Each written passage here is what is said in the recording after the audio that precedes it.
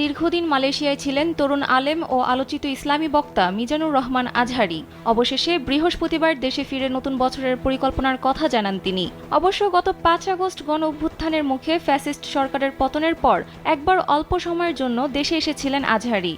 বৃহস্পতিবার দেশে ফেরার খবর নিজেই জানিয়েছেন তিনি। নিজের ভেরিফাইড ফেসবুক অ্যাকাউন্ট থেকে দেওয়া এক পোস্টে এ কথা জানান তিনি। বলেন, আলহামদুলিল্লাহ, নিরাপদে দেশে এসে পৌঁছালাম। দীর্ঘ ৫ বছর পর বাধাহীনভাবে আবারও প্রিয় মাতৃভূমিতে তাফসিরুল কুরআনের মহতী আয়োজনে অংশগ্রহণ করছি। উদ্বোধনী প্রোগ্রাম হিসাবে আগামীকাল কক্সবাজারে পেকুয়ার বৃহত্তর সাবেক গুলদি তাফসির ময়দানে আলোচনা পেশ করব। এটি একটি ওয়ার্ম আপ প্রোগ্রাম। মূলত নতুন বছর ২০২৫-এর জানুয়ারি থেকে বিভাগীয় সফর শুরু হবে ইনশাআল্লাহ। প্রতিটি বিভাগেই একটি করে প্রোগ্রাম করার ইচ্ছে আছে। Introducing High Class by Akij Port. রাব্বে কারিম নব উদ্যমে